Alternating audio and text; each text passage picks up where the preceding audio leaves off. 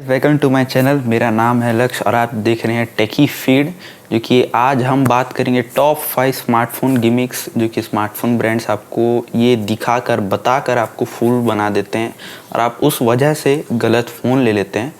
तो सबसे पहले जो कि ये बात करते हैं अपन वर्चुअल रैम के बारे में, जो कि आजकल सभी फ़ोन में दिया जाता है। आप देखते हैं स्मार्टफोन के डब्बे पे दिया जाता है वर्चुअल रैम 4+4, 3+3, 8+8, जो कि हर फ़ोन के डब्बे पे दिया जाता है, एडवर्टाइजमेंट में दिया जाता है।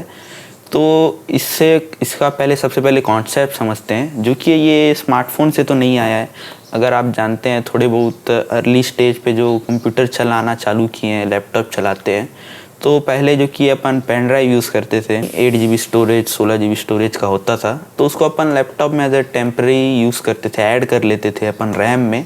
तो उसी से कॉन्सेप्ट उठा के जो कि ये स्मार्टफोन में ऐड किया गया है। तो स्मार्टफोन में इस तरह यूज़ होता है कि जो कि ये फ़ोन का स्टोरेज है, आपका थोड़ा वो जो कि स्टोरेज यूज़ हो चुका है, उसमें से जो कि थोड़ा स्टोरेज जो बचता है, उससे अपन रैम में थोड़ा सा बहुत ऐड कर देते हैं। तो इस तरह से आपका 4+4, 8 GB, 12 GB, 16 GB रैम जो कि आप एक्सटेंशन कर सकते हैं। तो इससे बहुत ज़्यादा यूज़फुल ये फ़ीचर नहीं है। ये फ़ीचर जो कि ये काम तभी करेगा जब आपका फ़ोन का यूआई जो कि है कलर ओएस है, हाइपर ओएस है, वन यूआई है, अलग अलग यूआई जैसे हैं, अगर उसमें रैम मैनेजमेंट पहले से ही सही नहीं है, तो अगर आप रैम एक्सटेंड करके भी सोचेंगे कि हाँ मैं बहुत ज़्यादा ऐप यूज़ कर सकूँगा बैकग्राउंड में, तो ये पॉसिबल नहीं है।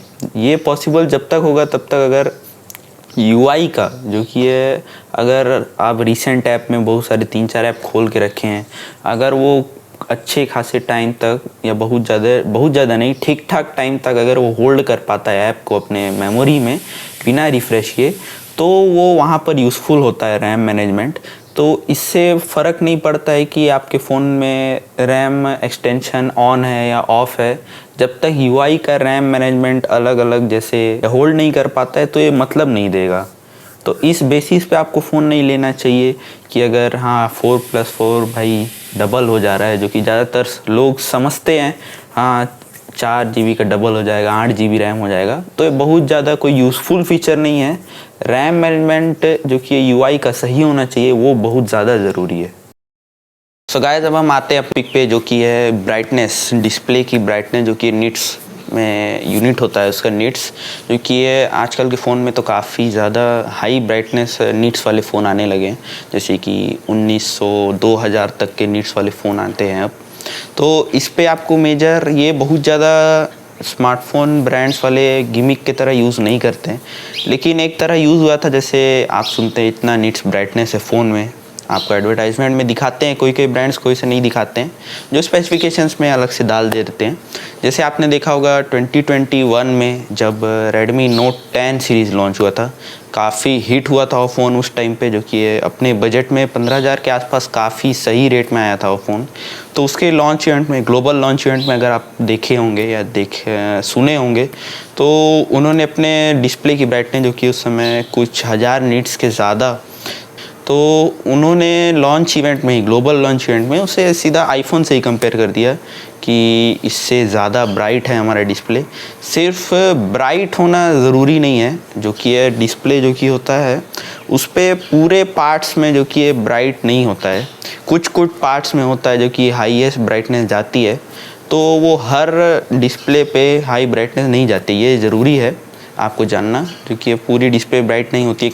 कुछ पार्ट्स होते हैं जो कि ज़्यादा ब्राइट करते हैं अगर आप ब्राइटनेस बढ़ाते हैं तो ये ध्यान में देना चाहिए कि सिर्फ अगर ब्राइटनेस ज़्यादा है फ़ोन की, तो वो उसका डिस्प्ले बहुत अच्छा नहीं होगा।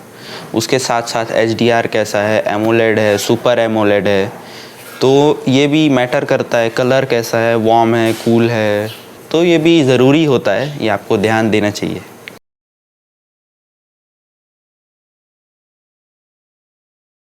टॉपिक के बारे में बात करेंगे, जो कि है मोर हाई मेगापिक्सल काउंट। जैसे कि आप देखते थे पहले 8 मेगापिक्सल, अब 12, 64, 48, 108, 200 मेगापिक्सल तक के कैमरा जो कि मेगापिक्सल काउंट दिए जाते हैं आजकल मेन कैमरा।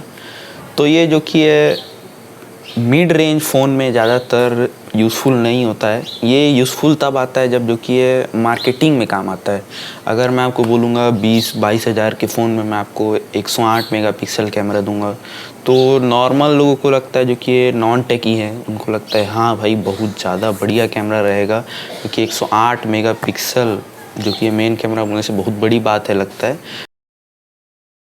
और जो कि ये दूसरा होता है वीडियो रिकॉर्डिंग के टाइम पे, आजकल स्मार्टफ़ोन अभी तो 8K तक आते हैं स्मार्टफ़ोन रिकॉर्डिंग के, जैसे S24 अल्ट्रा है तो उसमें 8K तक रिकॉर्डिंग देता है। लेकिन मिड रेंज फ़ोन में ज़्यादातर ये लिमिटेड होता है कि मेन कैमरा जो कि है बैक कैमरा, उसमें 4K 30 FPS तक तो दिया जाता है।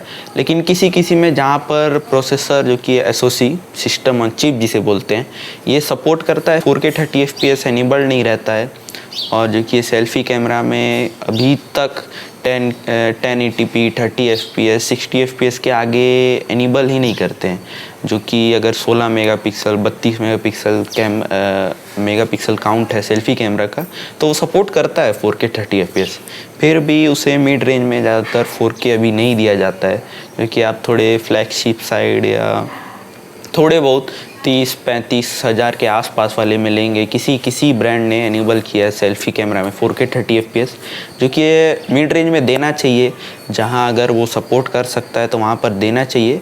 और ये ज़रूरी बात है कि हाई मेगापिक्सल काउंट सिर्फ एक गिमिक है, जो कि ये काम नहीं आता है। आप बोलेंगे हर समय तो आप नॉर्मल जो कि ये 12 मेगापिक्सल क्लिक करेंगे आप फ़ोटो, क्योंकि बाकी 108 मेगापिक्सल के टाइम पे तो आपको कभी कभार आप क्लिक करेंगे, क्योंकि वो बहुत ज़्यादा बड़ा साइज़ का होता है। उसमें अगर आप वो यूज़ आता है जब अगर आपको क्रॉप करना है फ़ोटो, अननेसेसरी जो कि ये थिंग्स है उसमें अगर, लेकिन आप क्रॉप करना चाहते हैं तो उसमें डिटेल्स कम लूज़ होते हैं, तो उस टाइम वो यूज़ आता है। और क्योंकि उसमें ग्रेन भी बहुत ज़्यादा पिकअप करता है 108 मेगापिक्सल वाले में अगर खींचेंगे तो इस चीज़ का ध्यान रखिए कि अगर आप 15,000 20,000 का भी फ़ोन ले रहे हैं तो ये ज़रूरी नहीं है कि वो उसमें मेन कैमरा 64 मेगापिक्सल का है, 108 मेगापिक्सल का है।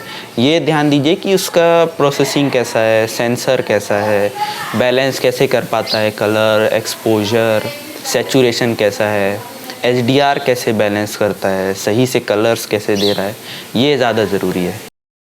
अब हम बात करते हैं अपने फोर्थ पॉइंट के बारे में, जो कि है डुअल कर्व डिस्प्ले। आजकल का ट्रेंडिंग है, जो कि है Realme 10 Pro Plus या 11 के बाद से जो कि है काफ़ी हिट हुआ था डुअल कर्व डिस्प्ले, जो कि है मिड बजट में 20,000 के आसपास 25,000 के आसपास काफ़ी चल रहा है, अभी भी चल रहा है डुअल कर्व डिस्प्ले। तो ये आपको ध्यान देना चाहिए कि अगर dual curve display budget phone में दे रहा है, जो कि ज़्यादा अच्छे से बनता है, जो कि ये दोनों साइड से कर्व्ड रहता है, क्योंकि अभी के फ़ोन में फ्लैट स्क्रीन डिस्प्ले आप यूज़ करते हैं तो उसमें पकड़ना उतना कंफर्टेबल नहीं होता है जितना डुअल कर्व डिस्प्ले में होता है। तो और ये आपको ध्यान देना चाहिए कि अगर आपको फ़ोन पसंद आ रहा है, वो अगर सिर्फ डुअल कर्व्ड डिस्प्ले है उसमें, तो ये ज़रूरी नहीं है कि अगर सिर्फ डुअल कर्व डिस्प्ले है तो फ़ोन काफ़ी बढ़िया है। ऑफ कोर्स लुक्स के मैटर्स में वो काफ़ी बढ़िया दिखता है फ़ोन, जो कि मिड रेंज के आसपास कोई इतना बढ़िया दिखने वाला फ़ोन देता नहीं है ब्रांड्स। ये डिस्प्ले रेट भी काफ़ी ज़्यादा रहता है। एक नॉर्मल IPS LCD अगर फ्लैट स्क्रीन है और या एमोलेड है, सुपर एमोलेड है, तो वो उतना महंगा नहीं आता है जितना महंगा डुअल कर्व डिस्प्ले आता है। ये भी आपको ध्यान देना चाहिए कि अगर मेरा फ़ोन गिरता है, आपको पता होना चाहिए अगर आप अपना फ़ोन आपके हाथ से कितने बार गिरता है, या आप संभाल लेते हैं अपना फ़ोन, हमेशा गिरता भी है तो पकड़ लेते हैं, तो ये आपको ध्यान देना चाहिए कि अगर मुझसे ये फ़ोन गिरता है, डुअल कर्व डिस्प्ले अगर आप लेते हैं या लेने का सोच रहे हैं, अगर गिरता है तो आपको ये ध्यान देना चाहिए कि मैं इतने पैसे डाल सकता हूँ या नहीं डिस्प्ले पे। कहीं भी गिरा सकते हैं, ज़रूरी तो नहीं है कि वो टूटेगा ही नहीं, भले वो गोरिल्ला ग्लास 5 हो, गोरिल्ला ग्लास 4 हो।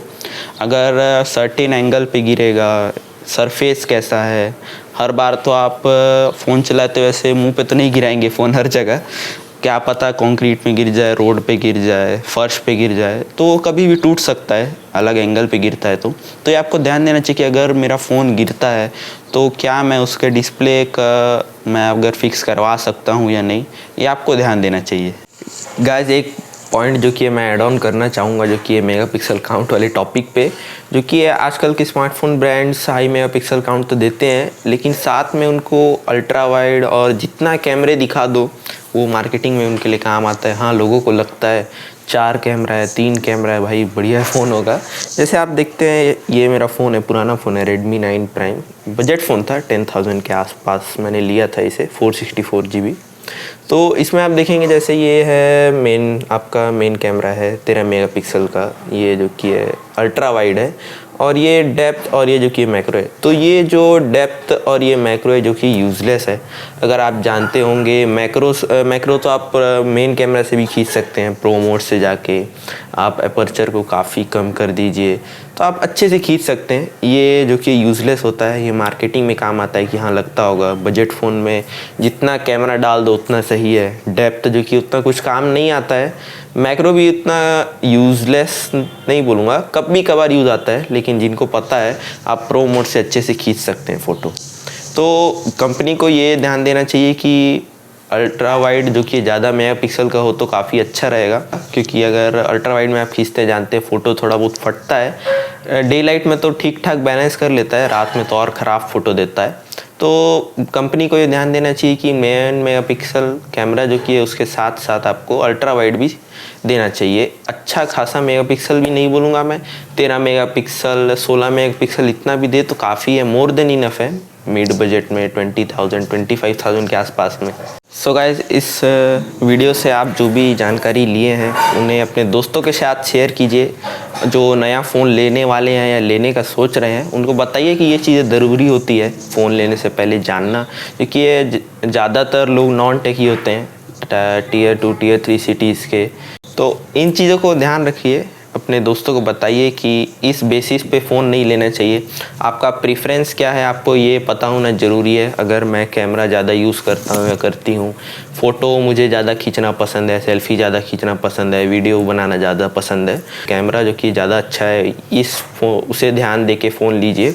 या बैलेंस्ड यूज़र है, आपको बैलेंस फ़ोन चाहिए, कैसा भी डिस्प्ले हो, या चार्जिंग आपको प्रेफरेंस है, अगर आप फ़ोन ज़्यादा चलाते हैं फास्ट चार्जिंग चाहिए तो ये ध्यान दीजिए कि वो बैलेंस्ड फ़ोन हो। सिर्फ ये ना हो कि उसमें इतना वाट फास्ट चार्जिंग है, ये ध्यान ना दीजिए। साथ में बैलेंस्ड फ़ोन भी लीजिए। अगर आप गेमर हैं तो उसका SOC कैसा है, हैंडलिंग कैसे कर लेता है, हीट कितना होता है गर्म। अभी तो बरसात का मौसम है, हीट कम होगा, लेकिन गर्मी में कैसा हीट होता है, तो ये आपके ऊपर प्रीफर्ड है। आप अपना प्रीफरेंसेस समझ के जाइए फिर फ़ोन लीजिए। तो चैनल पे बने रहिए, वीडियो को लाइक कीजिए, सब्सक्राइब कीजिए चैनल को, और अपने दोस्तों को ज़रूर शेयर कीजिए।